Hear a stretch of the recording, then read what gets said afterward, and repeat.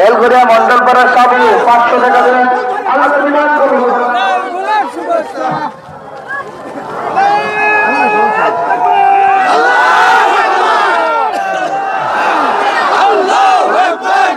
এই ভাই দেখি দেখি শোনেন ওদিকে লিল্লাহি তাকবীর। আমির হামজা ভাইয়ের আগমন। শুভেচ্ছার স্বাগতম। ওই আমির হামজা ভাইয়ের আগমন।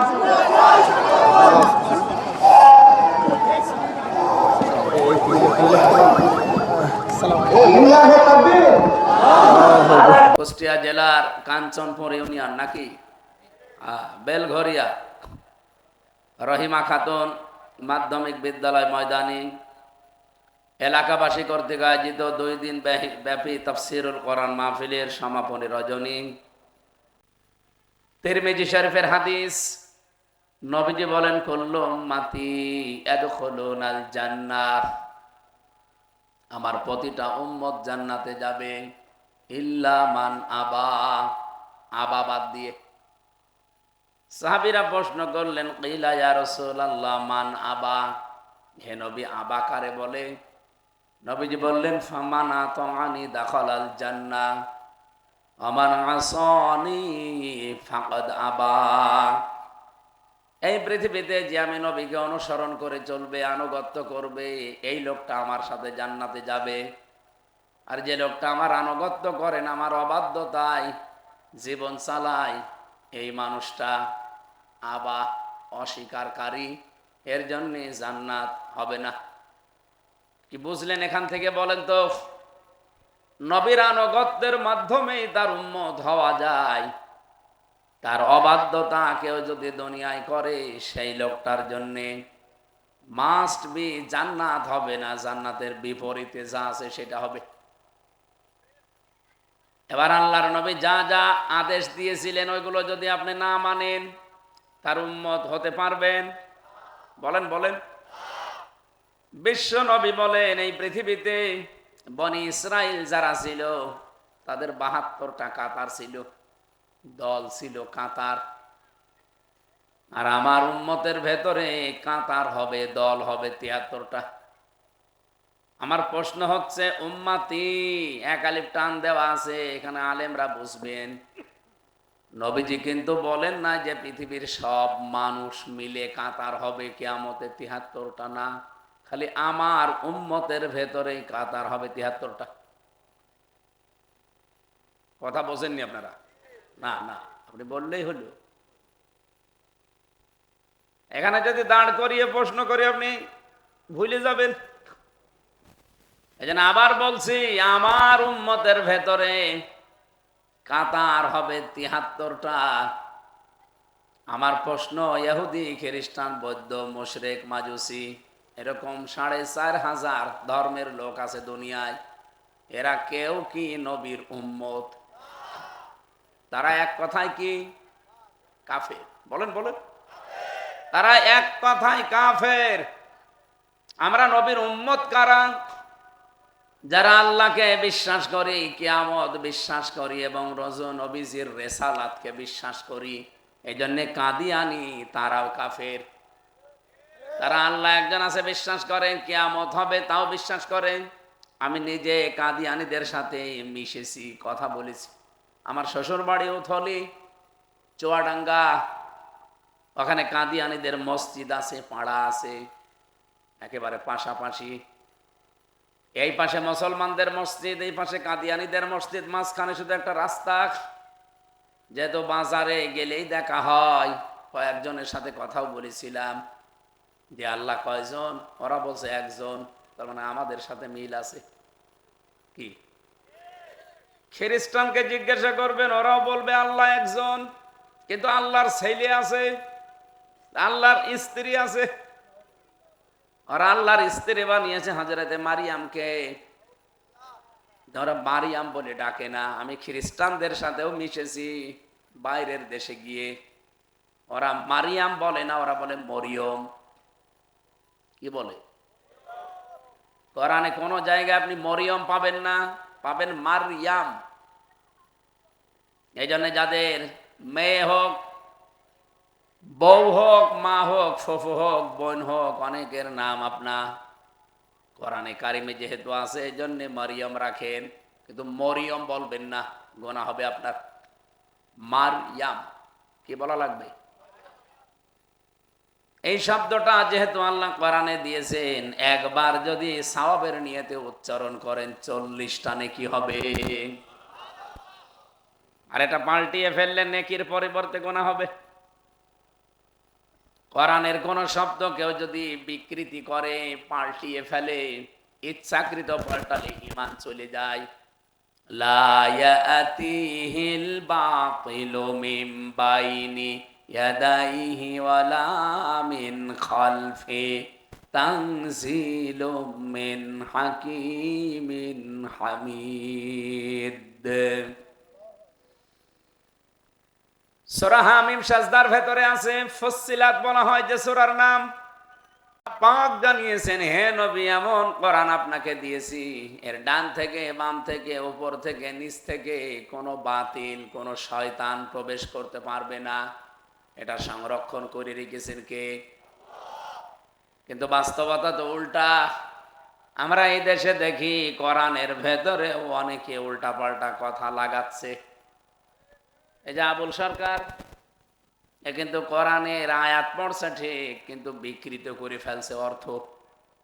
শোনেননি? বলে আউযু বিরাব্বিন নাস, আয়াত ঠিকই পড়েছে কিন্তু অর্থ করছে আল্লাহ বলেছে নাচতে। অথচ নাচ মানে মানুষ। নাচ মানে কি?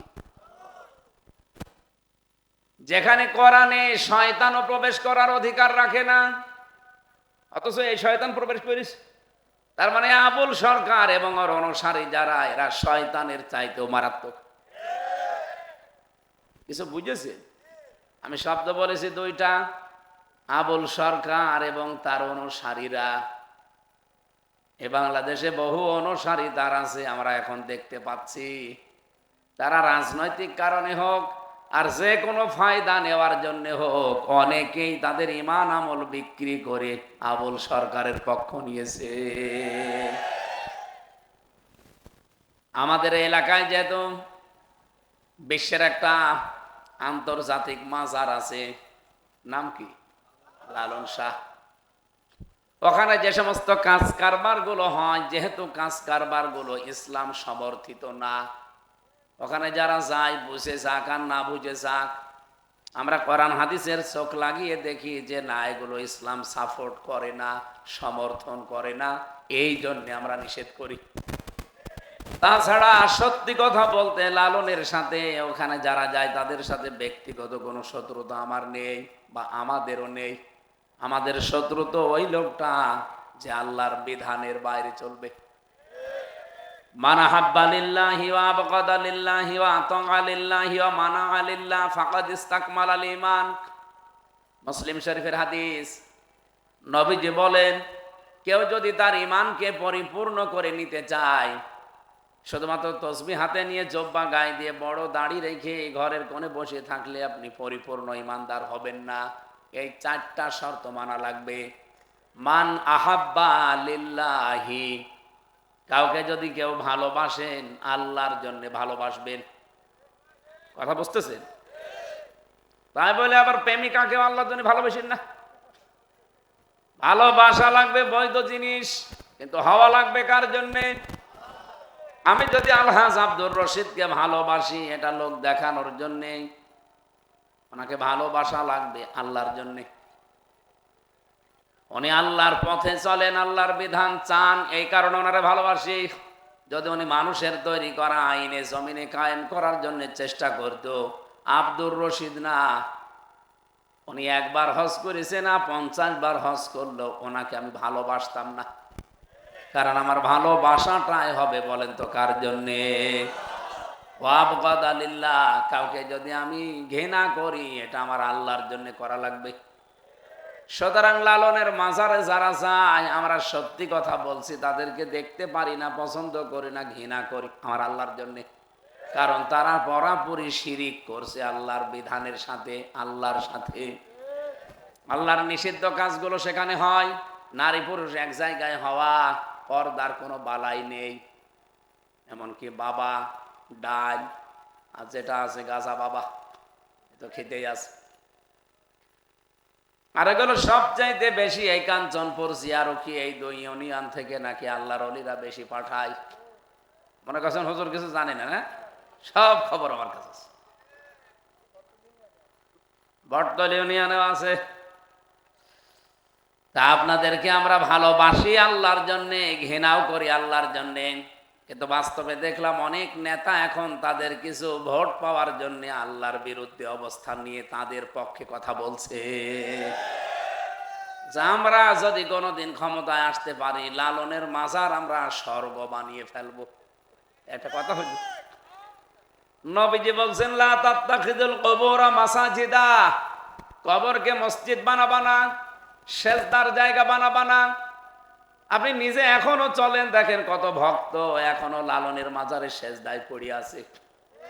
আমি সেই কয়বার দেখতে গেছি, যে দেখি আল্লাহর ওলি সেজদায়। কি এখানে সেজদা দেন?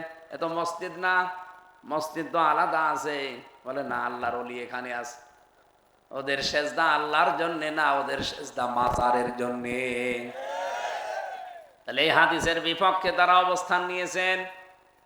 আমি আর একটা কথা বলছি, কাউকে কিছু দিতে চাইলে আল্লাহর জন্য দেবেন। কাউকে যদি দান করা থেকে বিরত থাকেন, তাও আল্লাহর জন্য থাকবেন। নবীজি বলেন ফাকাদ ইস্তাকমাল আল ঈমান। এই 4টা কাজ বলতে যত সহজ মনে হয়, এটা করা কিন্তু অত সহজ না। কি কথা বোঝেন আমার? এই যে আমি মুখ ফসকে বলে ফেললাম 4টা কাজ, বলতে যত সহজে বলেছি, এটা মেনে নেওয়া অত সহজ না। যদি কেউ সত্যিই মেনে নিতে পারে বিশ্বনবীর হাদিস, সে তার ঈমানকে পরিপূর্ণ করে নিল। বলেন সুবহানাল্লাহ। কুষ্টিয়াবাসী, আমি যে 2টা কথা তুললাম, 1 নম্বরে আবুল সরকার এবং তার ভক্ত অনুরক্ত অনুসারী যারা, আপনাকে আমি অনুসারী হতে নিষেধ করছি না, কিন্তু আল্লাহ বিরোধী যারা, কোরআনের অর্থ যারা বিকৃত করে ফেলে, জেনে শুনি তাদের পক্ষে আপনি যাবেন না, নাকি যাবেন? যেখানে শয়তান পর্যন্ত প্রবেশ করার কোনো অধিকার আল্লাহ রাখে নাই, আর সেই কোরআনের অর্থ পর্যন্ত পাল্টিয়ে ফেলেন। বহু মানুষকে আমি সূরা নাসর পড়তে দেখেছি, তারা বলে ইদা জাআ নাসরুল্লাহি ওয়াল ফাত। হয়েছে? হয়। এখানে নুন সাদ র নাসর আছে। নাসর শব্দের শাব্দিক অর্থ সাহায্য। আপনি কি বললেন নুন সিন র নাসর মানে ঈগল পাখি? আল্লাহ বলতে চায় যখন আসবে আমার সাহায্য, হে নবী, আপনি তখন বিজয় দেখতে পাবেন। আর আপনি কি বললেন? যখন আল্লাহর সাহায্য আসবে তখন ঈগল পাখি দেখতে পাবেন। একটা কথা হলো, পড়াটা উল্টিয়ে ফেলেছেন আপনি, খালি একটা অক্ষর পরিবর্তন করে। এই জন্য কোরআন এত অথেন্টিক কিতাব, এর ভেতরে কিয়ামত পর্যন্ত কেউ আঙ্গুল ডোবাতেও পারবে না। বলেন সুবহানাল্লাহ। এরকম একটা কিতাবের আলোচনা শোনার জন্য অলরেডি আমরা এখানে বসে আছি। বিশ্বনবী জানিয়েছেন। আমি ওদেরকে জিজ্ঞাসা করেছিলাম আল্লাহ কয়জন? ওরা বলছে 1জন। কিয়ামত হবে? বলছে হ্যাঁ, বিশ্বাস করি। এই পৃথিবীতে বিশ্বনবী মুহাম্মদুর রাসূলুল্লাহ শেষ নবী।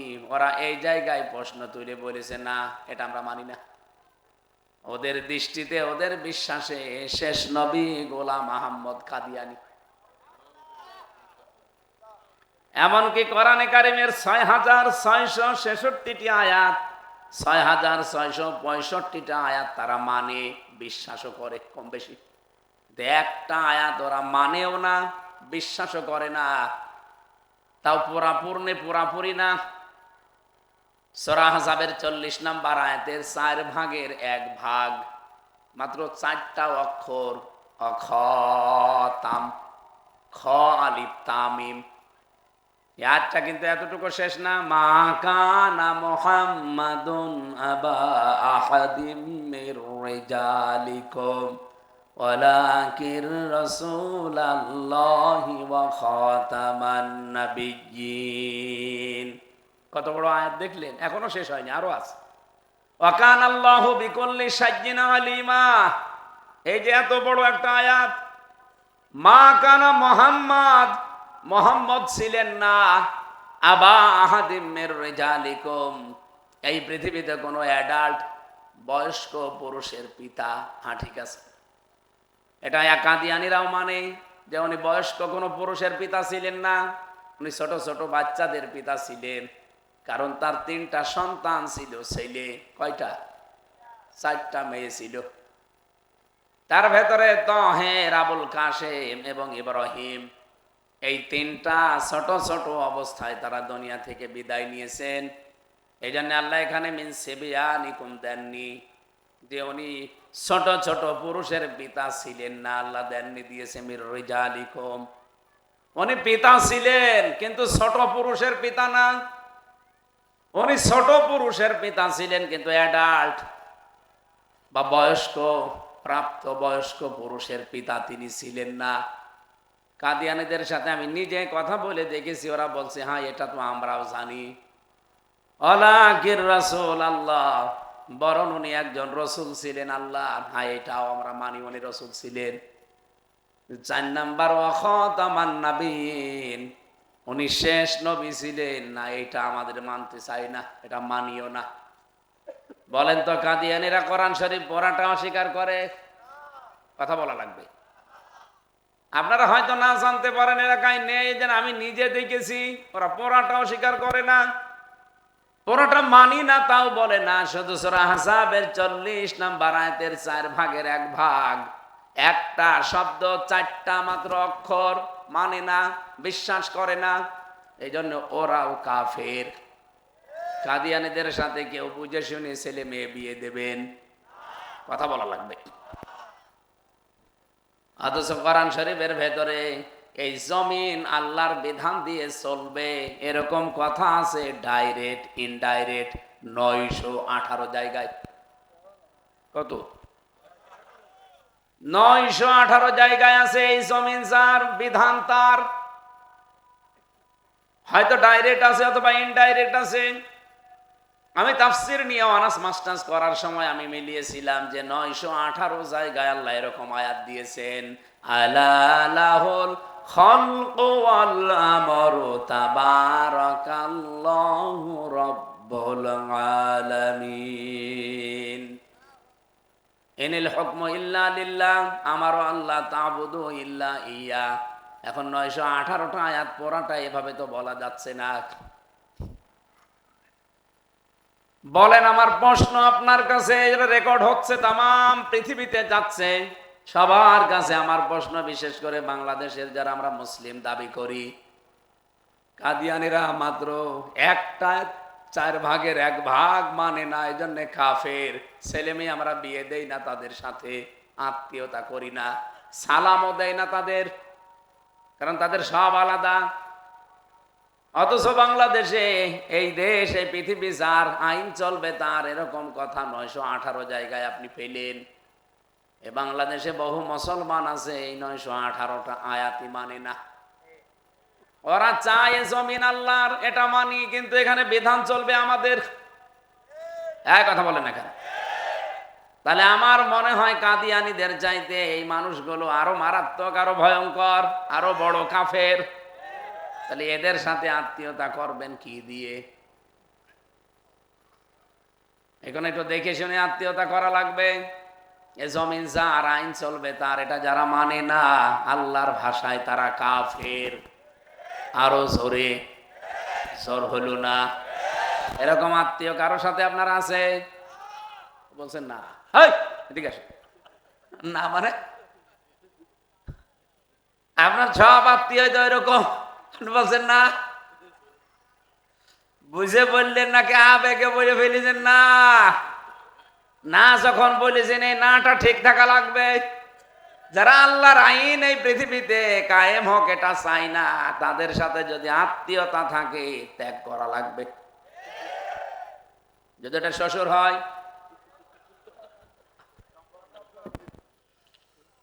হুজুর ওয়াজ করেন, ওয়াজ শুনবো, খুব ভালো লাগে, টেস্ট লাগে, কিন্তু আশা করছি আমরা যেখানে আছি যদি সবাই চেষ্টা চালাই, এই দেশে কেউ আর 918 আয়াত অস্বীকার করে টিকে থাকতে পারবে না। কাদিয়ানের একটা আয়াত অস্বীকার করে টিকে থাকতে পারছে না, আর ওরা 918 আয়াত অস্বীকার করে টিকে থাকতে পারবে? সে যতই শ্বশুর হোক আর শ্বশুর স্ত্রী হোক।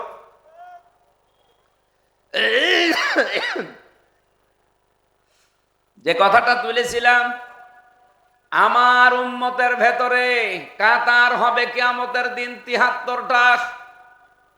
তাহলে নবীজি কিন্তু এই কাদিয়ানীদের বাদ দিয়েছেন, তারা নবীর উম্মত না, কারণ নবীকে তারা মানেই না। ইহুদিরা তারা মানে হযরতে মুসা নবীকে, যদিও তারা মুসা নবীকেও মানে না, তারাও কাফের। কি তারা নবীর উম্মত? খ্রিস্টানরা উম্মত না, বৌদ্ধরা উম্মত না, হিন্দুরা উম্মত না, মুশরিকরা উম্মত না, মাজুসিরা উম্মত না, যত জাতি আছে পৃথিবীতে কেউ নবীর উম্মত না। উম্মত হলে মুসলমান হওয়া লাগবে। তাহলে কি বুঝলেন এই হাদিস থেকে আপনি? আমি তো বুঝে ফেলেছি, এই মুসলমান নামধারী আমরা যারা আছি, এই মুসলমানদের ভেতরে পৃথিবীতে দল হবে 73টা। অন্য কোন যা আছে সব বাদ, খালি মুসলমানদের ভেতরেই দল হবে 73টা। নবীজি বলেন প্রতিটি দল যাবে জাহান্নামে, ইল্লা ওয়াহিদা, একটা মাত্র দল বাদ দিয়ে। সাহাবীরা সঙ্গে সঙ্গে ওই ময়দানে প্রশ্ন করেছিলেন, ওই মজলিসে, কিলা ইয়া রাসূলুল্লাহ মান হুম, হে নবী ওই দলের লোক কারা? এই যে 73টা দল শুধু আপনার উম্মতের ভেতরেই হবে, যারা আপনার উম্মত সকলেই দাবি করবে, কিন্তু সবাই যাবে জাহান্নামে, মাত্র একটা দল বাদ দিয়ে। ওই দলের লোক কারা? নবীজি বললেন, যেই মানুষগুলো আমি নবী এবং আমার সাহাবীদেরকে অনুসরণ করে দুনিয়ায় চলে। কথাটা একেবারে ছোট্ট কথা, কিন্তু এর ব্যাখ্যা এত ব্যাপক। যে ব্যক্তি আমি নবী এবং আমার সাহাবীদেরকে বিশ্বাস করবে, তাদের চাল চলন, ওঠা বসা, তাদের লেনদেন, এগুলো সব দেখে দেখে চলবে। আমি নবী বলছি ওই একটা দল শুধু জান্নাতে যাবে, বাকি 72 দল আমার উম্মত দাবি করার পরেও জাহান্নামে যাবে। শরীর শিউরে ওঠার কথা না? ওঠে না? না। বলেন কি আশ্চর্য কথা, আমি উম্মত দাবি করছি, কিন্তু আমি কি ওই এক কাতারের ভেতরে আছি, নাকি ওই 72 কাতারে বা চলে গেলাম? যদি ওই 72 কাতারের ভেতরে পড়ে যায়, তাহলে আমার জন্য নবীর সুপারিশ নেই, কারণ আমি নবীর উম্মত না। এখন আমাকে ওই 72 কাতারের যে কোনো কাতারে যদি থেকে থাকি, এই মুহূর্তে দেখা লাগবে আমি ওই এক কাতারে আসতে পারছি কিনা। নবীজির হাদিসের শেষ অংশে ছিল এই দুইটা কথা, যে ব্যক্তি আমি নবী এবং আমার সাহাবীদেরকে দেখে দেখে চলবে, তারাই ওই এক কাতারের মানুষ, বাকি যা আছে সব ওই 72 কাতারের মানুষ। এবার আপনি বলেন তো, আপনার প্র্যাকটিক্যাল লাইফ, যেটা ব্যক্তিগত জীবন থেকে আন্তর্জাতিক জীবন পর্যন্ত যতগুলো ধাপ আছে, সব কি নবী এবং সাহাবীদের দেখে আপনি চলেন, নাকি অন্য কাউকে এর মাঝখানে জোড় করেছেন? আল্লাহর নবীর জীবনে যেমন মেসক ছিল, এই ছেলে ওঠাউঠি করেন কেন ভাই?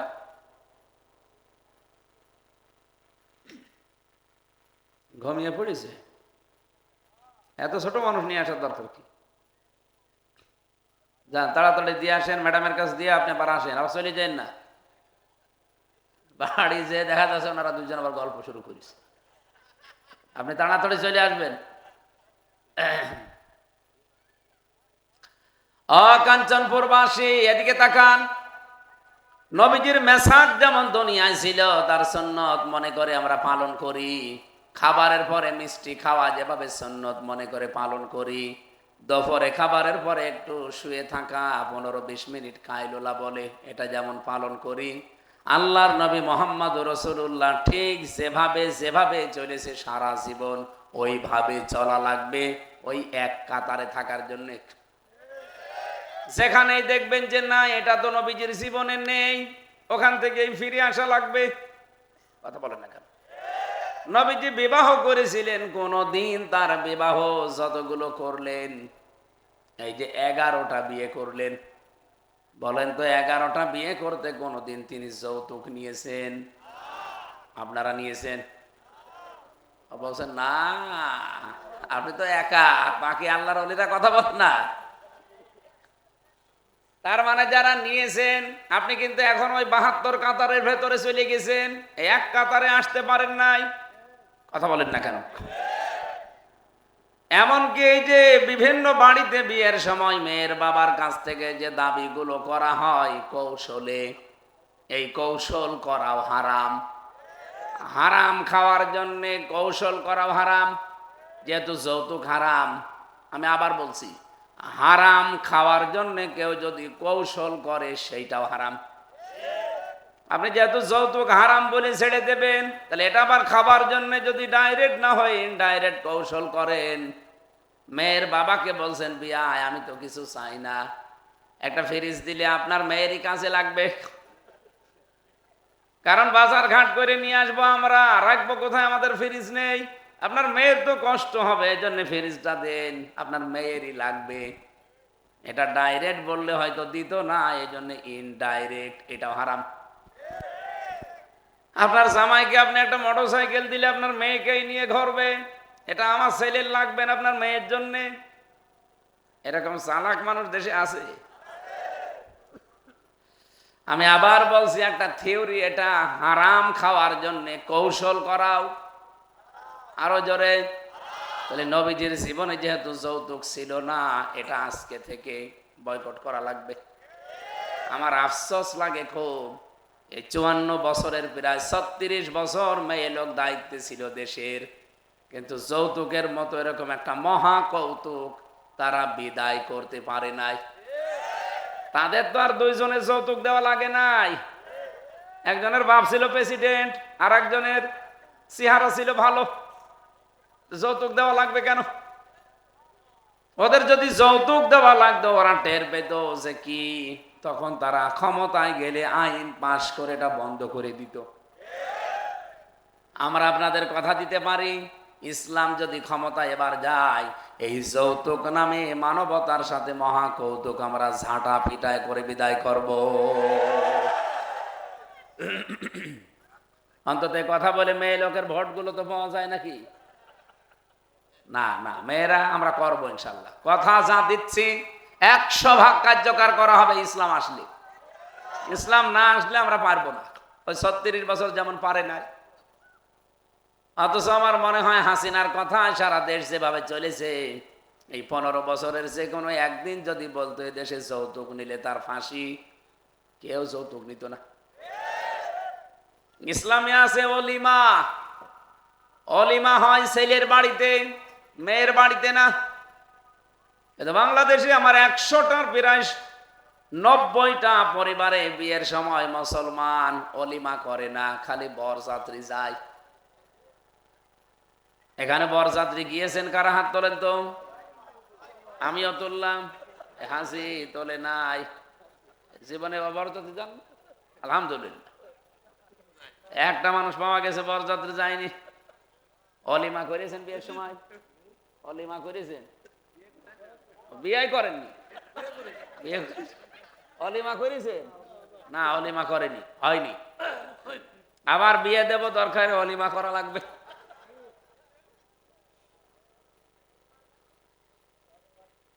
এটা মেয়ের বাড়িতে করা যাবে না, ছেলেদের বাড়িতে যতটুকু সমর্থ আছে, যদি 2 জন নিয়ে করা লাগে তাও করবেন। নবীজি যতগুলো বিয়ে করেছিলেন, প্রতিটা বিয়েতে তিনি তার সামর্থ্য অনুযায়ী অলিমা করেছিলেন। এরকম 200 জন 500 জন নিয়ে তিনি ফকিরের মতো, ভিক্ষুকের মতো বরযাত্রী খেতে যাননি। তাহলে যারা এই কাজ করছেন, জেনে বুঝে হোক আর না জেনে হোক, আজকে থেকে বাদ দেওয়া লাগবে, নয়তো আপনি ওই 72 কাতারের ভেতরে চলে যাবেন, এই এক কাতারে আসতে পারবেন না। এবার আসেন তো নবীজির অর্থনৈতিক জীবনে। বিশ্বনবী মুহাম্মদুর রাসূলুল্লাহ নিজে শ্রম দিয়েছেন, এরপরও তিনি ওই জামানায় সুদের ছড়াছড়ি ছিল, সুদ কারে বলে, কত প্রকার কি কি সব চলতো পুরা আরব জাহানে। নবীজির 3 দিন ঘরে খাবার নেই, এরপরেও তিনি সুদ নেননি। আমরা নেই কেউ। যারা আছেন এই মুহূর্তে এটা বাদ দেওয়া লাগবে। এটা যেহেতু গ্রাম অঞ্চল, বহু মানুষ হয়তো সুদের টাকা ছেড়ে দেয়, টাকা আসে, এটা করেন না, কিন্তু জমি জায়গার সুদ আছে। এই যে কট টাকা দিয়ে রাখে, জমি দিয়ে দেয়, করে খায়। এই সিস্টেম হয়তো অনেকে না বুঝে এই হারাম কাজে আছেন। আপনি কিন্তু এক কাতারের ভেতরে আর নেই। জেনে করেন না জেনে করেন, এই মুহূর্তে ফিরে আসা লাগবে। আমি রবিন সাহেবকে 1 বিঘা জমি দিলাম, 60,000 টাকা নিলাম। যতদিন জমি করে খাবে টাকা আমারে দেওয়া লাগবে না, যখন জমি ছেড়ে দেবে টাকা আমারে ফেরত দেবে। এটা আছে? কারা কারা এই কাজে আছেন এটা হাত তোলেন তো। আলহামদুলিল্লাহ। এখন যদি মাসলা বলি, যা হাত তুলেছেন সব ধরা খাবে না। আমার বাবাও করতো না জেনে, ওই আগে করতো। আমি যে মাসলা জানার পরে এসে বললাম যে না, এটা ঠিক না, জায়েজ নেই, ছেড়ে দেওয়া লাগবে, দরকার হয় না খেয়ে থাকবো। উনি ছেড়ে দিয়েছে, আলহামদুলিল্লাহ। এটা যেহেতু হাত তুললেন, জেনে করেন কি না জেনে করেন আমি জানি না। আমার মনে হয় আপনারা না জেনেই করেন। যদি না জেনে ভুল করে থাকেন, আল্লাহ মাফ করে দেবে। আর জানা শোনার পরে যদি গাদ্দারি করেন, মাফ হবে না। এই জন্য যাদের এই সিস্টেম করছেন, এটা ছাড়া লাগবে। আর যদি জায়েজ করতেই চান এই বিষয়টাকে, যখন রবিন সাহেব উনি টাকা ফেরত নেবে, তখন অন্তত 60,000 দিলে 10,000 টাকা কম নেওয়া লাগবে। ধরেন তো 5 বছর আমি চাষ করে খেলাম, এই 5 বছর পরে আমি 50,000 টাকা 10,000 টাকা বাদ দিয়ে দিলাম, জমি নিয়ে নিলাম, এটা জায়েজ আছে। দ্বিতীয় নম্বরে, যতদিন এই চাষ আমি করব, 2 বছর 5 বছর 10 বছর যদি চাষ করে খাই, তাহলে প্রতি বছরে বছরে সরকারকে যে ট্যাক্স দেওয়া লাগে, কি বলে এটা, ওই টাকাটা আমার দেওয়া লাগবে। যে চাষ খাজনা, যে চাষ করে খাবে তার ওইটা দেওয়া লাগবে। আমার বিশ্বাস আপনারা মাসলাটা বুঝেছেন। যদি না বুঝে থাকেন, আমি আবার রিপিট করছি, যত দিন আপনি চাষ করে খাবেন, যদি 10 বছরও করেন, প্রতি বছরে বছরে সরকারকে যে খাজনা দেওয়া লাগে, যে চাষ করে খায় তারে দেওয়া লাগবে। কি কথা বলছেন? কিন্তু জমি তার না, জমি আমার, চাষ করছে সে, তারে দেওয়া লাগবে ওইটা। আর যখন আমার টাকা ফেরত দিয়ে জমি নিয়ে নেবে, 60,000 দিলে কমপক্ষে 8-10 হাজার টাকা আপনি কম নেবেন। দ্বিতীয় নম্বর একটা সিস্টেম আছে ভাড়া দেওয়া। আমি ভাড়া দিলাম জমিটা আপনাকে, আমি যা ইচ্ছা আপনি তাই করে খান, কিন্তু ভাড়ার টাকা আমারে দেওয়া লাগবে, লিজ বলে। এইটা জায়েজ আছে, কিন্তু এটা মানুষ করে না, খায় খালাসি। হয়তো অর্থনৈতিক ভাবে আপনি টাকা পয়সা ব্যাংকিং, অথবা যে টাকা ছেড়ে রাখে 2,000 টাকা দিলে মাসে মাসে 200 টাকা করে বেশি দেয়, এসব গ্রামের লোক এসব বুঝবে না। এটা এলাকায় আছে, কি বলে রে, চক্রবৃদ্ধি হারে সুদ। লা তাকুলুর রিবা আদাফাম মুদাফা। ইমানদারেরা, সুদের টাকা তো ছেড়ে দিবা, অন্তত চক্রবৃদ্ধি হারে সুদের টাকা ছাড়া লাগবে আগে। যা দিতে পারে না 2 মাস 4 মাস 6 মাস 1 বছর, যত বেশি হয় তত টাকা নাকি আরো বাড়তে থাকে। এবার একটু আস্তে কথা বলি, এটা জোরে বলা ঠিক না। যারা এটা বুঝে করছেন তারা কিন্তু মায়ের সাথে অলরেডি জেনা করছেন। আপনি যাই মনে করেন, এটা হাদিস। বলেন তো, কোন মানুষ মায়ের সাথে কেবল জেনা করে আসলো, নামাজ পড়লো নামাজ আল্লাহ নেবে, রোজা রাখলে রোজা নেবে, কিসের জন্য কি করছেন আপনি? এত বড় নিকৃষ্ট কথা নবীজি হাদিসের ভেতরে বললেন। আমি বলতে চাচ্ছিলাম না, দেখতে পাচ্ছি বহু মানুষ এরকম আছে, দেখতে মনে হয় আল্লাহওয়ালা মানুষ, খুব ভালো মানুষ, কিন্তু সুদ খাওয়ার জম।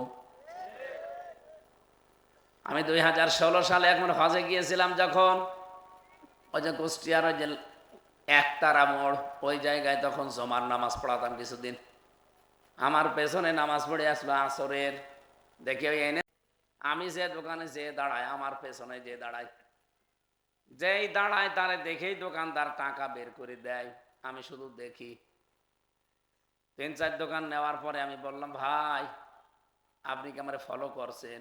না, আমি যেই দোকানে যাই আপনিও যান, আমারে কিছু দেয় না আর আপনারে টাকা দেয়। বলছো হুজুর আমার ব্যবসার টাকা। কোন ব্যবসা? যে টাকা দিয়ে রেখেছিলাম ওই টাকা আসতেছে। আমি বললাম এ তো সুদ। বলছে আমি জানি, এই জন্য টাকা যখন ছেড়ে রেখেছি আমার নামে ছাড়িনি, আমার বোন নামে ছেড়েছি। গোনা হলে আমার বর হবে, কোন গোনা আমার হবে না। আমি যে নামাজ পড়ে আসলাম আপনার পেছনে আসরের, আমি আসরের নামাজ পড়ে আমি 33 বার সুবহানাল্লাহ, 33 বার আলহামদুলিল্লাহ, আল্লাহু আকবার 34 বার পড়ে তারপরে লিখেছি। গোনা যদি হয়েও যায়, বর তো সব গোনা হবে, আর আমার যদি 2-1টা হয়ও, ওই যে সওয়াব হয়, আর এই গোনা কাটাকাটি, মাঝখানে জান্নাতে যাব পাও। এরকম ধান্দার মানুষ দেশে নেই। আমি আপনাদের বোঝাতে চাচ্ছিলাম এই পৃথিবীতে নবীজি যে 73 কাতারের নাম বলেছেন, তার উম্মতের ভেতরে 73 কাতার হবে। তার মানে তার পূর্ণাঙ্গ জীবন যারা অনুসরণ করেন না, আমি তো এ পর্যন্ত এসেছি। এরপরে রাজনৈতিক জীবন আছে, সাংস্কৃতিক জীবন আছে, অর্থনৈতিক জীবন আছে, এরপরে ধর্মীয় জীবন আছে, রাষ্ট্রীয় জীবন আছে, আন্তর্জাতিক জীবন আছে। এই জীবনগুলোতে আপনাকে রাসূলুল্লাহকে ফলো করা লাগবে এবং তার সাহাবীরা কি কি করেছিল আপনাকে ওইটা দেখা লাগবে। তাহলে আপনি এক কাতারে থাকতে পারবেন। আর যদি না করেন, আপনি ওই এক কাতারে নেই, আপনি আছেন ওই 72 কাতারে। কথা বোঝা গেছে না? হ্যাঁ, ঠিক আছে।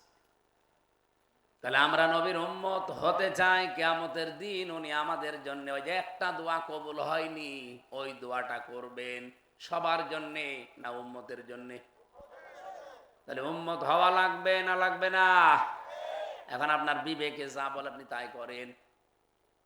যেহেতু সব নবী ওই দোয়াটা করে ফেলেছে, আল্লাহ কবুলও করে নিয়েছেন, আমাদের নবীর ওই দোয়া এখনো করা হয়নি, ওটা এখনো আল্লাহ কবুল করেনি। কিয়ামতের দিন শুধু তার উম্মতের জন্য আল্লাহ কবুল করবেন। আল্লাহ যেন সেই উম্মতের ভেতরে আমাদের মতো মানুষদেরকেও শামিল করেন, বলেন আমিন। আজকের তেলাওয়াত কিন্তু আয়াত সূরা আলে ইমরান। আপনারা তেলাওয়াত শুনেই বুঝেছেন একটা পরিচিত আয়াত। সূরা আলে ইমরানের 102 নম্বর আয়াত আমরা পড়েছি। আল্লাহ রাব্বুল আলামিন ডাক দিয়েছেন এখানে শুধুমাত্র ঈমানদারকে। কাকে? আজকের আয়াত শুধুমাত্র ঈমানদারদের জন্য, কোনো বেঈমানের জন্য না। এই জন্য কোনো বেঈমান যদি এখানে থাকেন আগে থেকে চলে যান, কারণ আপনার জন্য আলাদা আয়াত আছে। এই ঔষধ আপনার জন্য না, আপনার জন্য আলাদা ঔষধ আছে। বেঈমান আছেন? নেই। আপনি জোর করলেই হবে। সাহাবী প্রশ্ন করলেন, হে নবী, আমার ভেতরে যে ঈমান আছে আমি টের পাবো কি করে? বলবো? বলেন বলেন। নবীজি সঙ্গে সঙ্গে জবাব দিয়েছিলেন, ইদা সাররাতকা হাসানাতুকা ওয়া সাআতকা সাজ্জিয়াতুকা ফানতা মুমিন। এই কোন দিকে যান আপনারা? বসেন।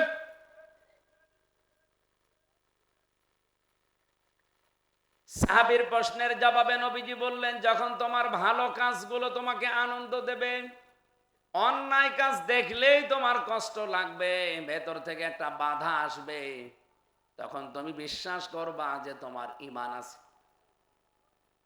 ও কুষ্টিয়াবাসী, বলেন তো ভালো কাজ সবার কাছে ভালো লাগে?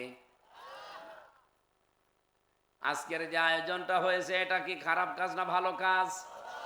অনেকেই মনে করতে পারে না এখানে রাজনীতি হবে। রাজনীতি কি কোরআনের বাইরে? কোরআনে যা আছে সবই তো আপনি আমারে বলতে বলছেন। কোরআনে যদি বিয়ে শাদীর কথা থাকে বললে আপনার ভালো লাগে, কোরআনে যদি ব্যবসার কথা থাকে বললে আপনার ভালো লাগে, কোরআনে নামাজের কথা আছে বললে আপনার ভালো লাগে, কোরআনে অর্থনীতির কথা আছে বললে আপনার ভালো লাগে, কোরআনে রাজনীতির কথা আছে বললে আপনার খারাপ লাগে, আপনার ঈমানে সমস্যা আছে। ভালো কাজ সেই যেই করুক, ভালো কাজে আপনার আনন্দ লাগবে ভেতর থেকে, সে যেই করুক। আমি আবার বলছি, ভালো কাজ যেটা পরিবার, সমাজ, রাষ্ট্রের উন্নয়ন হয়, যার দ্বারা উপকার হয় মানবতার, সে যেই করুক না কেন দেখলে আপনার ভালো লাগবে। এটা আপনার না, আপনার ভেতর থেকে ভালো লাগা আসবে, কারণ আপনার ঈমান আছে। আর যদি কেউ অন্যায় কাজ করে, খারাপ কাজ করে, ভেতর থেকে একটা বাধা আপনার আসবেই। যদি বাধা না আসে, আপনি বুঝবেন আপনার ঈমান নেই, আপনি একটা বেঈমান। গত পরশুদিন আমি এই যে এনএস রোডে যাবার সময় ইঞ্জিনিয়ার জাকির হোসেন সরকার বড় ভাইয়ের একটা পোস্টার যে সুতলি দিয়ে বেঁধে রেখেছিল, ওই যাওয়ার সময় গাড়িতে ধাক্কা লেগে হয়তো ভেঙে গেছে কার গাড়িতে। আমি গাড়ি থামালাম, নামলাম, দোকানদারকে বললাম এটা পড়ে আছে, এ তো দোষ হবে আবার আমাদের। আমারে বলছে হুজুর না, এটা ট্রাক যাওয়ার সময় রাতের বেলা ছিঁড়ে পড়ে গেছে। ড্রাইভারকে বললাম তোলেন, যেখানে বাধা ছিল ওই জায়গায় বেঁধে দেন। আমার প্রশ্ন হচ্ছে, পোস্টার আমার না, যারই হোক, এখানে যেই ছিঁড়ে ফেলেছে বা ছিঁড়ে গেছে, কাজটা ভালো করেননি। যে উদ্দেশ্যে লাগিয়েছে ওই উদ্দেশ্য সফল করার জন্য আবার লাগিয়ে দেন। ভালো কাজ আপনার কাছে ভালো লাগবে, অন্যায় দেখলে আপনার ভেতর থেকে একটা কষ্ট লাগবে, বাধা আসবে। যদি আসে আপনি বুঝবেন আপনার ঈমান আছে। যদি ভালো কাজ দেখলে আপনার ভালো লাগে না, আরো খারাপ লাগে। অন্যায় দেখলে আপনার ভেতর থেকে বাধা আসেন, আরো আনন্দ পান। আপনি নামাজ পড়তে পারেন, রোজা রাখতে পারেন, আপনি বেঈমান। প্রশ্ন আসতে পারে, বেঈমান আবার নামাজ পড়ে? আরে ভাই, বেঈমান নামাজ পড়ে না মানে? আব্দুল্লাহ বিন উবাই কি ছিল? মুনাফিকের সর্দার। আপনি নামাজ পড়েন আমির হামজার পেছনে কাঞ্চনপুরে, আর ও নামাজ পড়তো কাবা শরীফে, মসজিদে নববীতে, নবীর পেছনে। আমার চাইতে আপনার চাইতে ইমানদার কম। আপনি রোজা রেখে ইফতার করেন আমির হামজার সাথে, আব্দুর রশিদের সাথে, আর ও লোক ইফতার করতো নবীজির সাথে। ও কাবা শরীফে, মসজিদে নববীতে, যেখানে এক ওয়াক্ত নামাজ পড়লে 50,000 ওয়াক্ত নামাজের সওয়াব পাওয়া যায়, 1,00,000 রাকাত নামাজের সওয়াব পাওয়া যায় কাবা শরীফে। সেই জায়গায় ও নামাজ পড়েছে যেমন তেমন ইমামের পেছনে না, রাসূলুল্লাহর পেছনে। কিন্তু ওর ঈমান ছিল কি? ছিল মুনাফিক শুধু না, মুনাফিকের সর্দার ছিল। হাদিসে একটা পড়তে গিয়ে দেখলাম বিশ্ব নবী জানিয়েছেন এই পৃথিবীতে কিয়ামত পর্যন্ত মুসলমানদের ভেতরে কোনোদিন মুনাফিক না অন্য কোন জাতির ভেতরে মুনাফিক তৈরি হবে না। অথচ মুনাফিকের শাস্তি আমি কোরআনে যেখানে পড়েছি সেখানেই দেখেছি ভয়ঙ্কর। ইন্নাল মুনাফিকিনা ফিদ দারকিল আসফালি মিনান নার। অবশ্যই মুনাফিকে আমি জাহান্নামে দেব, কিন্তু জাহান্নামের একেবারে নিচে দেব। ওয়ালান তাজিদ লাহুম নাসীরা, তার জন্য কেউ সাহায্যের জন্য এগিয়ে আসবে না, সে পাবেও না সাহায্যকারী। এই যে তাজিদা, মজারে, বর্তমান, ভবিষ্যৎ, প্রেজেন্ট, ফিউচার, এর আগে লান এসেছে, বাংলা অর্থ দাঁড়িয়েছে। মুনাফিক যদি এখন মারা যায়, সে সাহায্যকারী পাচ্ছে না, কিয়ামত পর্যন্ত সে সাহায্যকারী পাবেও না। সূরা নিসার ভেতরে পেয়েছি 140 নাম্বার আয়াতে, দেখবেন শেষের দিকে আছে 5 নাম্বার পারা 19 নাম্বার পৃষ্ঠা 15 নম্বর লাইনে আছে, ইন্নাল্লাহা জামিউল মুনাফিকিনা ওয়াল কাফিরিনা ফি জাহান্নামা জামিআ। অবশ্যই আমি কিয়ামতের দিন জাহান্নামের ভেতরে একত্রিত করব, আগে মুনাফিকদেরকে, এরপরে কাফেরদের। আগে নাম কার? বলেন বলেন। তার মানে এই সমস্ত আয়াত বিশ্লেষণ করলে বোঝা যায় মুনাফিকরা আল্লাহর কাছে কাফেরের চাইতেও খারাপ। এটাই তো নাকি? এবার আসেন মূল কথায়। নবীজি কিয়ামতের ইন্তেকালের আগে জানিয়ে গেছেন এই পৃথিবীতে 4,500 ধর্মের লোক যেহেতু বাস করে, কোন ধর্মের লোকের ভেতরে আপনি মোনাফিক পাবেন না, ওরা ডাইরেক্ট সরাসরি কাফের। কি মোনাফিক কিয়ামত পর্যন্ত তৈরি হবে শুধুমাত্র মুসলমান আমার উম্মতের ভেতরে। এই কথাটা শুনলে আমরা যারা নবীর উম্মত দাবি করি, মুসলমান দাবি করি, বলেন তো আমাদের শিউরে ওঠার কথা কিনা? মোনাফিকের জার পাওয়া যাবে শুধুমাত্র নবীর উম্মত বলে যারা দাবি করবে মুসলমান, এদের ভেতরে। তাছাড়া পৃথিবীর কোন উম্মত, কোন জাতি, কোন দল যাই বলেন না কেন তাদের ভেতরে মোনাফিক নেই, ওরা সরাসরি ডাইরেক্ট কি। তাহলে মোনাফিকটা তৈরি হবে যেহেতু শুধুমাত্র মুসলমানদের ভেতরে। আমরা যেহেতু এখানে সবাই মুসলমান দাবি করছি, এই যে জার মোনাফিকের, এটা আমাদের ভেতরে থাকার সম্ভাবনা বেশি না কম? আরো জোরে বলেন। মুনাফিকের যতগুলো চিহ্ন আছে তার ভেতরে আমরা জানি 3টা, কিন্তু আমি পেয়েছি 7টা। এইদিকে তাকান। 1 নম্বরে মুনাফিক কথা বললেই মিথ্যা কথা বলে। এটা তো বাংলাদেশে নেই। আয়াতুল মুনাফিকি সালাসা, ইযা হাদ্দাসা কাযাবা ওয়া ইযা ওয়াদা ওয়া আখলাফা ওয়া ইযা আতুমিনা খান। মুনাফিকের প্রথম আচরণই পাবেন হে পৃথিবীর মানুষেরা, কথা বললেই দেখবা মিথ্যা কথা বলছে। 2 নম্বরে কোন ওয়াদা যদি কারোর সাথে করে, ওয়াদা ঠিক রাখে না, নষ্ট করে, খেলাপ করে। 3 নম্বরে কেউ কিছু যদি তার কাছে আমানত দেয়, ওটা সে ফিরিয়ে দেয় না, খেয়ে ফেলে। 4 নাম্বারটা পেয়েছি মুনাফিকের আচরণ।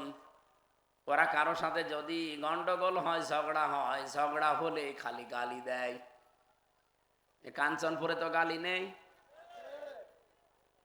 আমি সেদিন একটা গণসংযোগে ছিলাম, কোন এলাকায় যেন, এই যে বরফ বিক্রি করছিল, আইসক্রিম আর পাঁপড় ভাজা। এক মাইকওয়ালা দেখি ওই মাইকে মোবাইল লাগিয়ে দিয়েছে, 2 মহিলার সেই রকম গালি চলছে।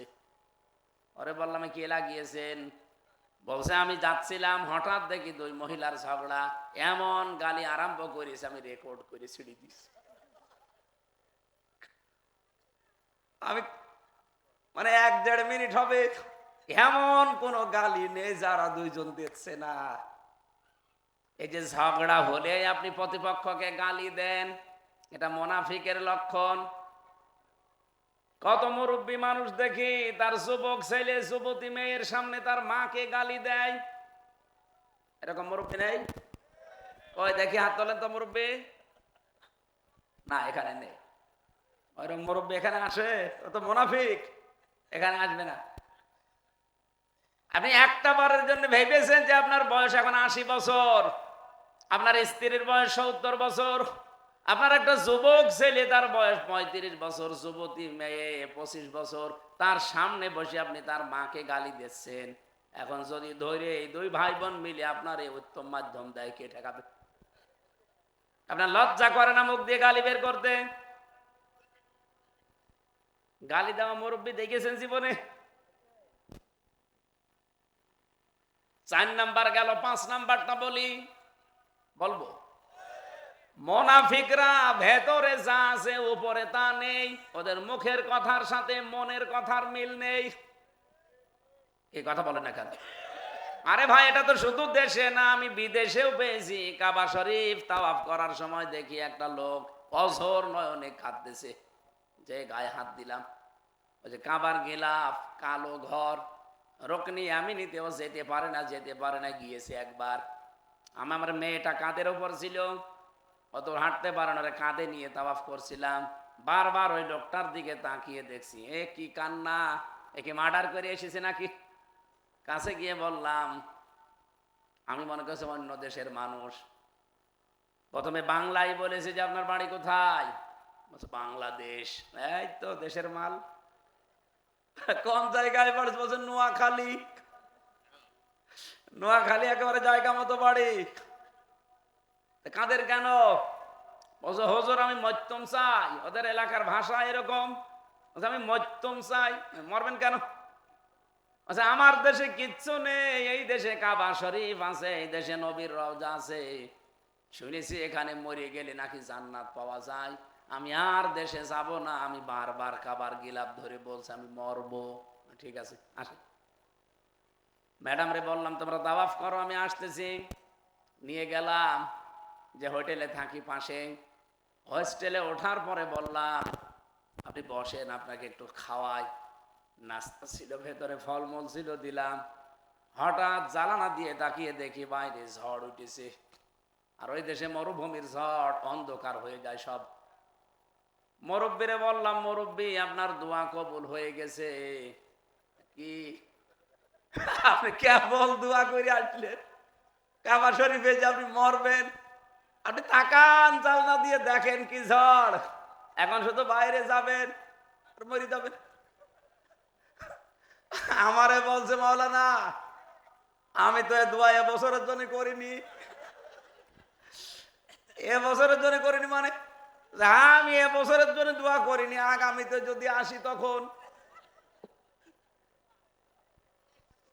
বলেন তো কাবা শরীফ ধরিয়ে দোয়া করছে, ওটা কি ওর মুখে না মনে? কথা বলেন না কেন? ঠিক তারপরে এসে আমি নোয়াখালী ওই কবিরহাট ওবায়দুল কাদের সাহেবের বাড়ি ওই এলাকায় মাহফিলে গিয়েছিলাম। ওই মুরব্বী এসে দেখছে, বলছে আসসালামু আলাইকুম। কি দাদা মরেননি? না, আগামী বছর। তার মানে আগামীতে আর যাবেও না, মরবেও না। কাবা শরীফ ধরেও সিটারি। এটা কি ওর মুখের কথা না মনের কথা? মুনাফিকরা এটা মুখে যা বলবে ভেতরে সেটা নেই। এক কথা বলে না কেন? মুনাফিকদের 6 নাম্বার আচরণ যদি কারো ভেতরে থাকে মিলিয়ে নেবেন। 6 নাম্বার আচরণ, ওরা সবচাইতে বেশি আল্লাহর আইন বিরোধী। ওরা সব চাইবে কিন্তু আল্লাহর আইন ওরা চায় না। এটা সূরা নেসার 60 নাম্বার আয়াতে আছে।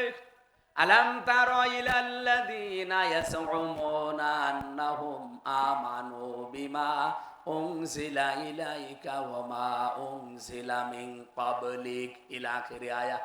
আমি দলিলগুলো লম্বা করতে পারছি না, শুধু থিওরিটা বললাম। মুনাফিকদের চিনতে পারবেন, তারা সব চায়, আল্লাহর আইন চায় না। 7 নাম্বারটাই বলতে বাকি আছে, এটা না বলি বলেন ধরা খাবেন আপনি? ঠিক আছে। 7 নাম্বারটা সূরা আমি আবে দলিল বলে নেই, সূরা আরাফ। এটা 8 নাম্বার পারা, 20 নাম্বার পৃষ্ঠার 3 নাম্বার লাইনের 83 নাম্বার আয়াত। বাংলাদেশ সহ বিশ্বে যত তাফসির এখন পর্যন্ত বের হয়েছে, আমি প্রায় 42টা তাফসির মিলিয়েছি দেশে বিদেশে। আমি বাইরের দেশগুলোতে গেলে আগে সেই দেশের বিশ্ববিদ্যালয়ে যাই। সে যে দেশে যায় না কেন, সে যদি ইহুদি খ্রিস্টানদের দেশও হয় তারপরেও। থাইল্যান্ডে যেখানে চোখ খুলে থাকা যায় না, তারপরও আমি বলেছিলাম আমারে ভার্সিটি নিয়ে যান, একটু দেখবো। যেখানে যাই আমি আগে দেখি এ দেশের বিশ্ববিদ্যালয়ে কি কি আছে। যদিও ভাষা সবই প্রায় যেখানে যাই ইংরেজিতে আর আরবিতে পাওয়া যায়। মুসলিম দেশগুলোতে আরবি পাওয়া যায়, অন্য জেনারেল যে দেশগুলো আছে এখানে ইংরেজি ভার্সন বেশি পাওয়া যায়, যেটা আমি পড়তে পারি। যে দেখি এই দেশগুলোতে আসলে কি পড়ায়, এদের সিলেবাসটা আমাদের দেশের সাথে মিল আছে কিনা। 42টার উপরে আমার এই ছোট্ট মাথায় আছে। এই আয়াতের সাথে আমি দেশে বিদেশে 42টা তাফসির মিলিয়ে সবাই লিখেছে একই কথা। আমার মনে হয় এবার বলতে পারি, এটা যদি সত্যি আমার বিরুদ্ধেও যায়, এই মুহূর্তে মুনাফিকি আমাকে ত্যাগ করা লাগবে। আগে একটু হাত তোলেন তো, কারা কারা ছেড়ে দেবেন? পুলিশ হাত তোলেনি না? ঠিক আছে, পুলিশ সব হাত তোলার দরকার নেই, 1 হাত তুললে হবে। পুলিশ আবার ওই যে সে জায়গা মতো হাত দিয়ে আছে, তো বের করতে গেলে তো শীত লাগবে। কুষ্টিয়াবাসী এবার বলছি, আসরের নামাজের সময় 2 জন ফেরেশতা আল্লাহ পাঠিয়ে দিলেন লূত নবীর জামানায়। আমি প্লেনে যাওয়ার সময় আমাকে আমার ভাই দেখিয়েছে যে এই সেই ডেড সি, মৃত সাগর, জর্ডানের উপর দিয়ে যাওয়ার সময়। যে জর্ডানের এই জায়গায় লূত নবীকে আল্লাহ পাঠিয়েছিল, ওরা পুরুষে পুরুষে জেনা করতো। এই জন্য আল্লাহ রাগ করে জিবরাইলের একটা পাখা দিয়ে এরকম ঝাপড় দিয়েছিল, মানে দেখি বাড়ি দেওয়া, এক বাড়িতে পুরা জায়গাটা সাগর হয়ে গেছে। ওটা এখনো মৃত সাগর, কিচ্ছু হয় না, কিছু হলে মরে যায়। এখনো পর্যন্ত আল্লাহ নিদর্শনটা রেখে দিয়েছে। টাকা পয়সা থাকলে যদি বিশ্বাস আমার কথা না হয় দেখে এসেন, মৃত সাগর, ডেড সি বলা হয়। দুইজন ফেরেশতা ওই সময় এসেছিলেন। আল্লাহর নবী লোতকে ডাক দিয়ে বললেন, আপনার উম্মত যা আছে সবাইকে নিয়ে এখান থেকে চলে যান। ফাআনজাইনাহু ওয়া আহলাহু ইল্লা ইমরাতাহু কানাত মিনাল গাবিরিন। এখানে যা আছে আপনার উম্মত তাদেরকে নেন, আর আপনার আহাল পরিবার যারা আছে তাদেরকে নিয়ে চলে যান, কিন্তু ইল্লা ইমরাতাহু, আপনার স্ত্রীকে নেবেন না। ও হাজী আব্দুর রশিদ সহ যারা শুনছেন তাদেরকে বলছে, ইল্লা ইমরাতাহু আল্লাহ দিয়েছেন যে আপনার স্ত্রীকে নিতে পারবেন না। স্ত্রী কি আহাল পরিবার না? কথা বলে না কেন? তার আহাল পরিবারে ছেলে আছে, মেয়ে আছে, বেটার বউ আছে, জামাই আছে, আপনার মা আছে, বাবা আছে, সবাইকে নিয়ে আপনি এখান থেকে চলে যান। মাগরিবের সময় আল্লাহর গজব এখানে নাজিল হবে, কিন্তু আপনার স্ত্রীকে আপনি নিতে পারবেন না। প্রশ্ন আসতে পারে কেন? আল্লাহ জবাব দিয়েছেন, কানাতে মিনাল গাবিরিন, কারণ এই মহিলা ছিল পশ্চাৎ গমনকারীদের অনুসারী। আমি বাংলা বললাম, এটাই লেখা আছে। এবার আমি আমাদের দেশের ভাষায় বলছি। হযরতে লূত নবীর স্ত্রীর পুরা জীবনী আমি পড়ে দেখেছি। এই মহিলার চরিত্র কিন্তু খারাপ ছিল না, সে চরিত্রহীনাও ছিল না, জীবনে কোনোদিন জেনা ব্যভিচারও করে নাই। এরপরেও সব মুফাসসির কেন লিখলেন, যখনই আল্লাহর গজব নাজিল হয়েছে আল্লাহ এই মহিলাকে ধ্বংস করে জাহান্নামী বানিয়ে দিয়েছে। তার নিজের চরিত্র ভালো, চরিত্রহীনা না। সব তাফসিরে একই কথা আপনি পাবেন, সবাই লিখেছে এই মহিলাকে আল্লাহ মাফ করে নাই, জাহান্নামে দিয়েছে, ধ্বংস করে দিয়েছে। একটাই কারণ, সে ভালো ছিল, কিন্তু সে তলে তলে চরিত্রহীন মানুষদেরকে সাপোর্ট করত। লূত নবী যাদের বিরুদ্ধে দাওয়াতি কাজ করে বেড়ায় যে পুরুষে পুরুষে জেনা করা যাবে না, এমনকি দুইজন ফেরেশতা পর্যন্ত ইব্রাহিম নবীর কাছে এসেছিল। লূত নবীর কাছে এসেছিল দুইজন ফেরেশতা পুরুষের সুরত ধরে। ওনার উম্মতের ভেতরে দৌড় দিয়ে বলে, তোমার বাড়িতে শুনলাম যে দুইটা সুন্দর সুন্দর ছেলে আছে, আমাদের কাছে দাও। উনি বলেছিলেন যে আমার মেয়েরা এখন সাবালিকা, আমার মেয়েদেরকে আপনারা বিবাহ করে তারপরে আপনারা যৌন ক্ষুধা মিটান, তারপর এই মেহমানদের সাথে কিছু করবেন না। মেহমান দুইজনেই বলছে, আল্লাহর নবী আপনি থামেন, ওরা কার সাথে কি করতে চায়, এবার বাবার নাম ভোলাবো, আপনি ছেড়ে দেন। ওরা তো টের পায়নি যে আমরা পুরুষ না, আমরা এসেছি পুরুষের সোরাত ধরে, আমরা আল্লাহর গজবের ফেরেশতা। ওই সময় এমন সাপোর্ট দিয়েছিলেন, একেবারে ডেড সি বানিয়ে দিয়েছেন, মরা সাগর হয়ে গেছে। কুষ্টিয়াবাসী এটা রেকর্ড হচ্ছে, কিন্তু সবাইকে জানাচ্ছি, সারা পৃথিবীর মানুষকে, লূত নবীর স্ত্রী ভালো ছিল, সে চরিত্রহীনা ছিল না, কোনো অন্যায় কাজ সে করে না জীবনে, এমনকি কোনো জেনা ব্যভিচারও তার পুরা জীবনী পড়ে আমি পাইনি। কারণ কোন হারাম রক্তের ভেতরে আল্লাহ নবীদের রক্ত প্রবেশ করার নাই। সে ভালো ছিল, সে তলে তলে শুধু এই চরিত্রহীন যারা পুরুষে পুরুষে জেনা করে ওদেরকে তলে তলে সাপোর্ট দিত, আর গোপন তথ্য নবীর কাছ থেকে যা শুনতো পাশ করে দিত। বলেন তো, চরিত্রহীনদেরকে সাপোর্ট করার কারণে লূত নবীর স্ত্রীকে যদি আল্লাহ জাহান্নামে দেয়, অনেক মানুষ মনে মনে ভাবে আমি নামাজ পড়ি, রোজা রাখি, আমার বউ পর্দায় থাকে, আমার ব্যবসা হালাল, আমি জাহান্নামে যাব, আল্লাহ আমার জাহান্নামে দেবে। কি দেখে দেবে? কি দেখে দেবে টের পাচ্ছেন না? আপনি ভালো, আমিও জানি, আপনার ব্যবসা হালাল আমি তাও জানি, আপনার বউ পর্দায় থাকে তাও জানি, কিন্তু আপনি তলে তলে এমন মানুষকে সাপোর্ট করেন যার চরিত্র শয়তানের চাইতেও খারাপ। এরকম মানুষ বাংলাদেশে আছে কিনা বলে? আপনার কি রাগ হয়ে গেল? যদি রাগ না হয় তাহলে মিলান এই দেশের সাথে। বহু মানুষ এমন আছে যারা রাত 10টার পরে ঠিক মতো মাটিতে পা ফেলে হাঁটতে পারে না। কি আমি বানিয়ে বলছি? যারা লাল পানি ছাড়া চলতে পারে না। রাতের বেলা এই মানুষগুলো এত বেশি লাল পানি খেত, এদের চেহারার দিকে এখন তাকান। আমি মাঝে মাঝে ওই যে আসাদুজ্জামান কামাল এই লোকটার দিকে তাকাই, চেহারার দিকে তাকালে কোরআনের একটা আয়াত আমার মনে পড়ে, অবুজুহু ইয়াউমাইযিন আলাইহা গাবারা তারহাকুহা কতারা।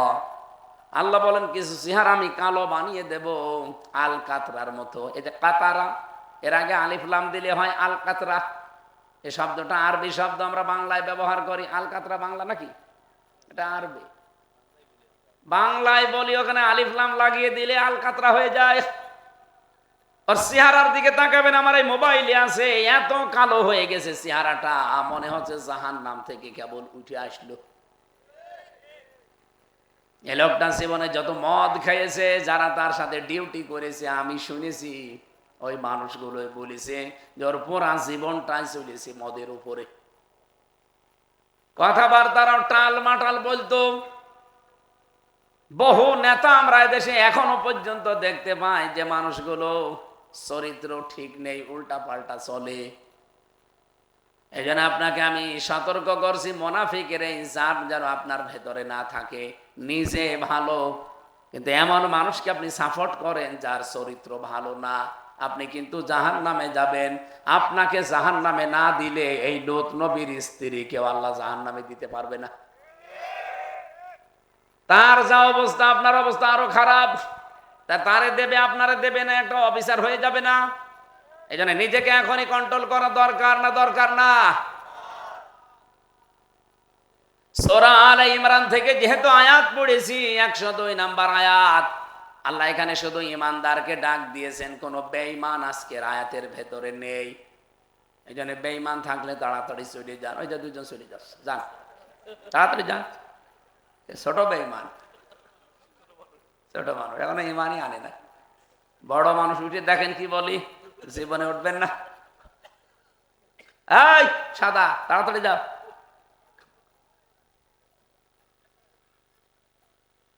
তাহলে আজকের আয়াত কি শুধু ইমানদারদের জন্য না বেঈমানও আছে? শুধু ইমানদার, বেঈমান নেই। বেঈমানরা শেষ, ওদের জন্য আলাদা ডোজ আছে, আলাদা আয়াত আছে। কোনদিন আসলে সেই আয়াত পড়বো।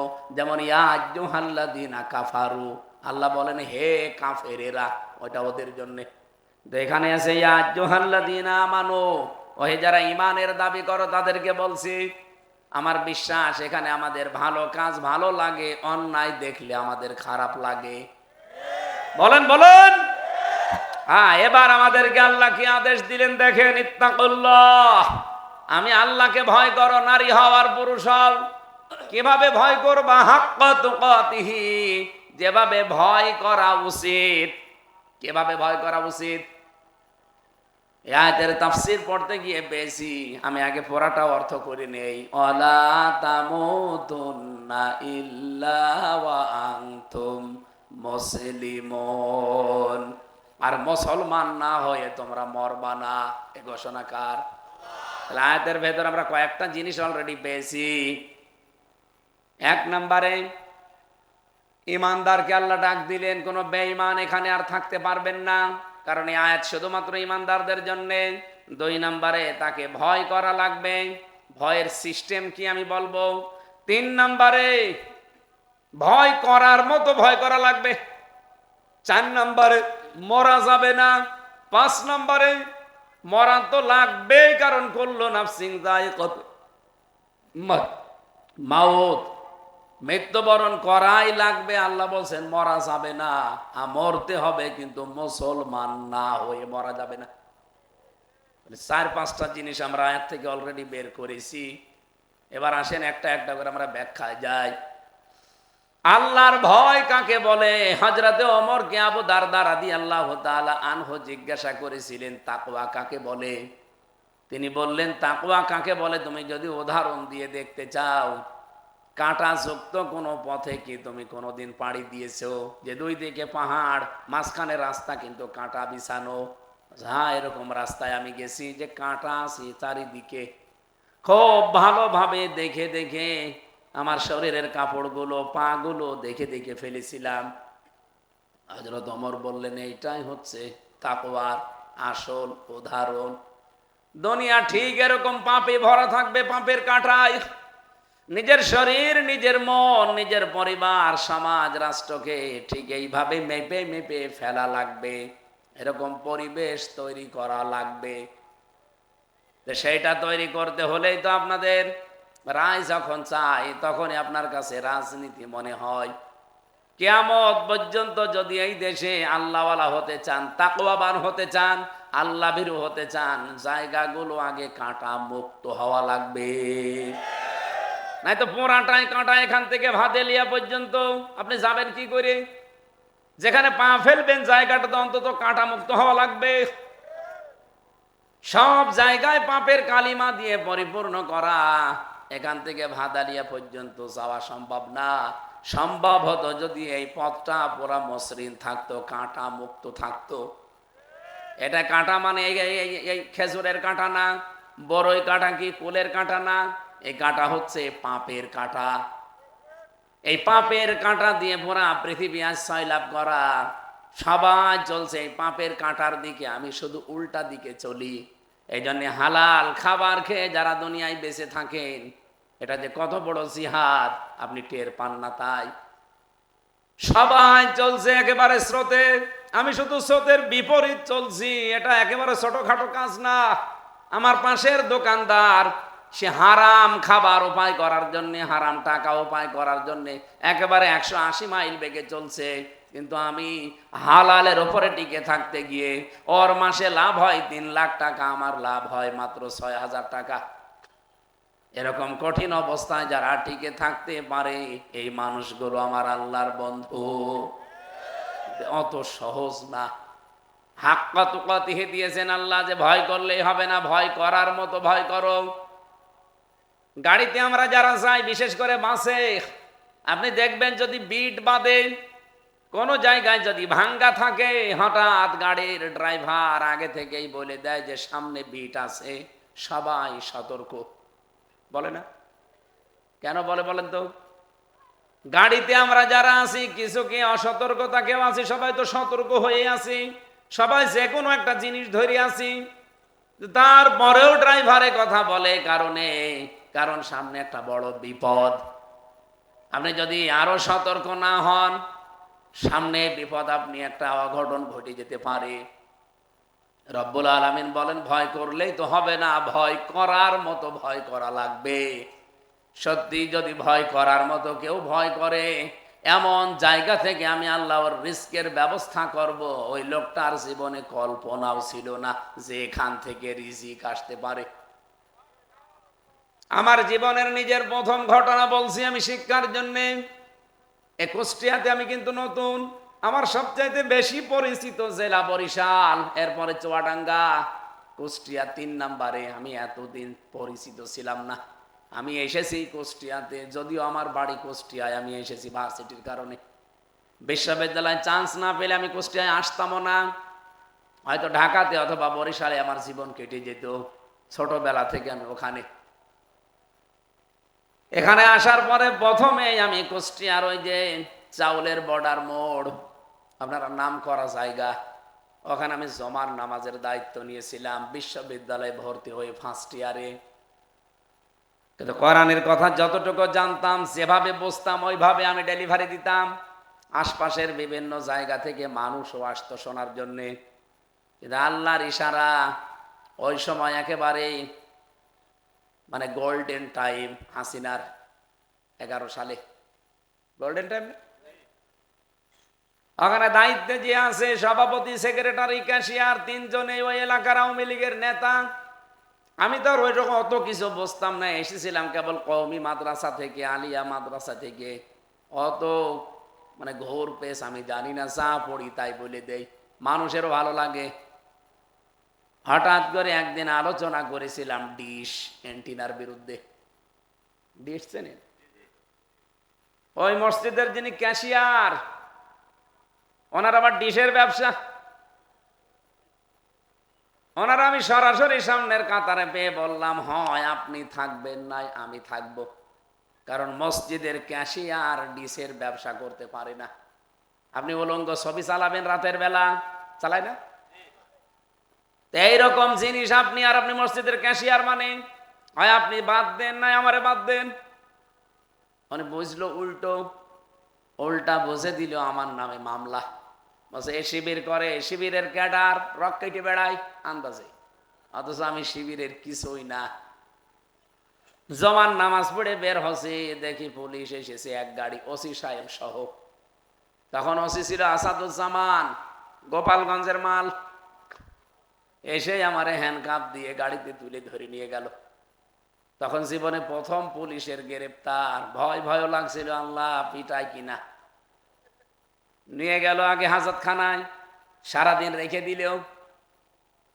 আর আমার বংশ যেহেতু ওই সময় ওদের উচ্চারণ করতেও কেমন লাগে, ওরা এসে ওখানে ইসলাম হাজি বলে একজন আছে, নূর ইসলাম হাজি, রবিউল ইসলাম, ওনারে বলছে যে আপনি হাজি সাহেব, আপনার দলের লোক আমরা, আর আমার নাতি ছেলে থাকবে, ছেলে কি করেন আপনি?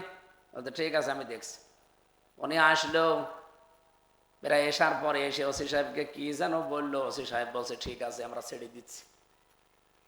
অথচ এর আগে আমার বাবা এসেছে, আমার মা এসেছে, এরপর আমার উস্তাদ গিয়েছিল, মুসল্লিরা প্রায় 15-20 জন, না ওসি কান মুখে নাড়ে নাই। ছেড়ে দেওয়ার পরে আমারে বলছে হুজুর আপনারা ছেড়ে দিলাম, কিন্তু আপনার কার্ড একটা আমার কাছে আছে, এই যে ওখানে লেখা আছে হাফেজ মাওলানা আমির হামজা। তা আপনি তো হাফেজ, কোরআন শরীফ আপনি যেভাবে পড়েন আমারে ওইভাবে পড়াবেন। হ্যাঁ পড়াবো, আমি তো ভার্সিটি পড়ি, শুক্রবারে আমার ছুটি থাকে, শুক্রবারে এখানে আসবেন থানায়, আপনি যেখানে থাকেন ওখান থেকে গাড়িতে আমার গাড়ি যাবে, নিয়ে এসে আমারে পড়াবেন। আমার উদ্দেশ্য হচ্ছে আপনি যেভাবে পড়েন আমি ওইভাবে পড়ব। তা আমার মতো পড়তে হলে তো আপনাকে আরবি গ্রামার জানা লাগবে, বলছে আমি তাই করব। ওনার সাথে মিশতে মিশতে ক্লোজ হয়ে গেলাম। 4-5 মাস পড়ানোর পরে একদিন দেখি প্রায় 10 লাখ টাকা এসেছে। আমি পড়াচ্ছি থানার উপর তলায়,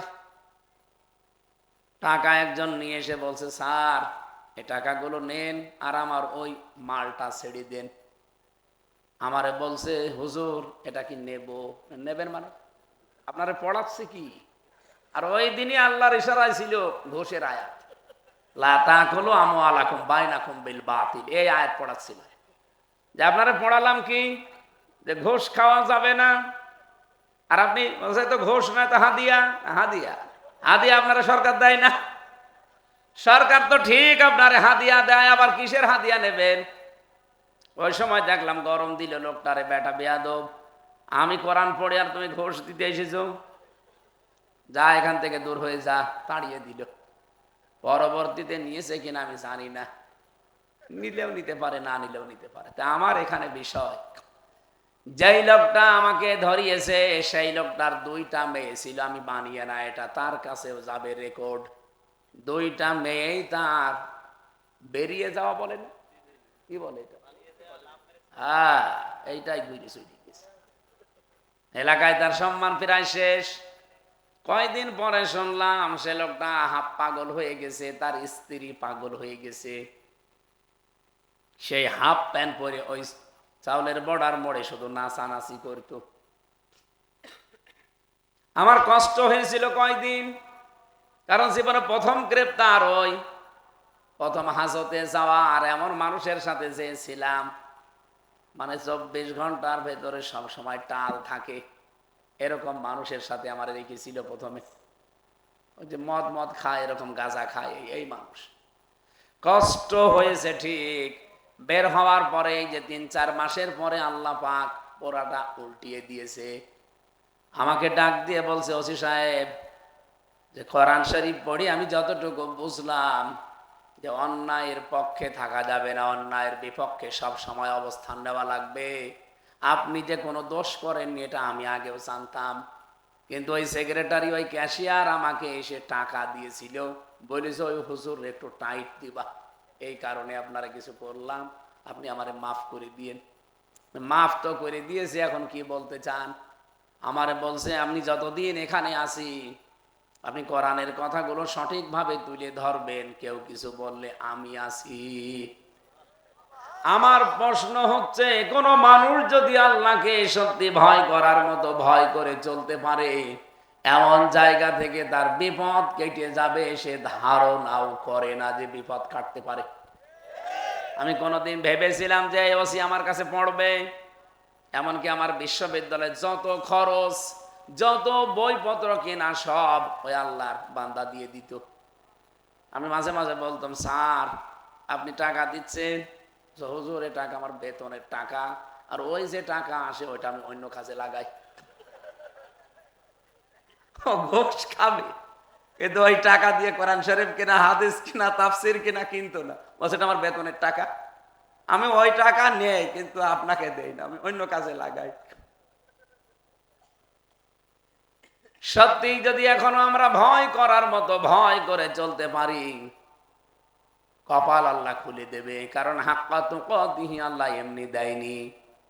আমরা আসেন আল্লাহকে ভয় করার নীতি অবলম্বন করি, যেভাবে ভয় করা দরকার, এমন এমন জায়গা থেকে কপাল পাল্টিয়ে যাবে, আপনার ধারণাও যে নেই এই জায়গা থেকে আল্লাহ আমার এই বিপদ দূর করতে পারে।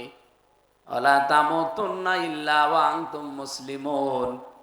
আল্লাহ পাক বলেন মুসলমান না হয়ে মরবা না, মরা তো লাগবে কিন্তু মুসলমান না হয়ে মরবা না। কোন মানুষ যদি মুসলমান না হয়ে মরে, কবরে যাওয়ার সঙ্গে সঙ্গে কবরটা হয়ে যাবে তার জন্য মিনি জাহান্নাম। নবীজির মেয়ে হযরতে ফাতেমাতুজ জোহরা রাদিয়াল্লাহু তাআলা আনহা, উনি ইন্তেকালের পর হযরতে আবু যর রাদিয়াল্লাহু তাআলা আনহু গিয়েছিলেন কবর খুঁড়তে। কবর খোঁড়া শেষ করে তিনি ডাক দিলেন কবরের মাটি, আজকে তোমার ভেতরে যারে রাখবো তিনি কিন্তু বিশ্ব নবীর মেয়ে, তিনি কিন্তু হাসান হোসাইনের মা, হযরতে আলীর স্ত্রী, সাবধান বেয়াদবি করবা না। তিনবারে কোনো আওয়াজ আসে না, চতুর্থবার হযরতে আবু যর যখন বলেছে ইনি কিন্তু জান্নাতের মেয়েদের সর্দারিনী, সাবধান। কবর থেকে মানুষের মতো এবার আওয়াজ আসতেছে, আবু যর কান খাড়া করে শোনো আর মানুষকে জানিয়ে দাও, নবীজির মেয়েকে, হাসান হুসাইনের মাকে, হযরতে আলীর স্ত্রীকে কিসের জান্নাতের সর্দারিনী আমি কাউকে চিনি না। আমি চিনি লোকটা মুসলমান কিনা, তার আমল আছে কিনা। মুসলমান হয়ে যদি আমল করে আমার কাছে আসতে পারে আমি জান্নাতের বিছানা বিছিয়ে দেব, যদি মুসলমান না হয়ে আমার কাছে আসে শুধু একটা চাপ দেব, এক চাপে এই কোলের হাড় এই কোলে ঢুকে যাবে। হযরত আবু যর বলে, কবরের এই আওয়াজ শোনার পরে আর কোনোদিন আমি সংসার করতে সাহস পাইনি। যে কবর থেকে এরকম আওয়াজ আসে মানুষের মতো। ও কুষ্টিয়াবাসী, আপনিও মরবেন আমিও মরব, এখান থেকে তো পালানোর উপায় নেই, কিন্তু এমনিতেই মরা যাবে না। মুসলমান না হয়ে মরলে কিন্তু খবর আছে। এই যে আব্দুর রশিদ সাহেবরা গাড়ি বানায়, গাড়ির পেছনে লিখবেন, লিখে দেয় যে লাগলে খবর আছে। মুসলমান না হয়ে আপনি মরলে আল্লাহর কসম খবর আছে। আল্লাহ আমাদের হেফাজত করুন, বলেন আমিন। আরো জোরে বলেন আমিন। আপনারা এই যে যারা অল্প কিছু টাকা নিয়ে এসেছেন, গরিব মানুষ যারা, আপনাদের সাহায্যও যেন অন্তত এখানে থাকে। 2 টাকা 5 টাকা 10 টাকা যারা এনেছেন, ওনারা যাচ্ছে 2-4 মিনিটে একটু দিয়ে দেবেন। মেয়েদের ভেতরে যারা আছে বাচ্চাদেরকে পাঠিয়ে দেন, অথবা স্বেচ্ছাসেবিকাদের কাছে। কই লোক কই আপনাদের? এই যারা তাড়াতাড়ি যান, কেউ মাহরুম হবেন না, আপনার 2 টাকা হলেও থাকা লাগবে। যান তাড়াতাড়ি যান। একজন মা দোয়া চেয়েছে, তার বাচ্চা হয় না, কোরআনের অনুষ্ঠানে দোয়া কবুল হয়, এ গ্যারান্টি আছে, আমরা দেখেছি অতীতে। আশা করছি অবশ্যই সেই মাকে আল্লাহ একটা সন্তান দিয়ে কল পূরণ করে দেবে ইনশাআল্লাহ। কি এই প্রশ্ন কার? যে তার যুবতী মেয়েরা যাদের মা বাবা আছেন তারা প্রেম করছে, এই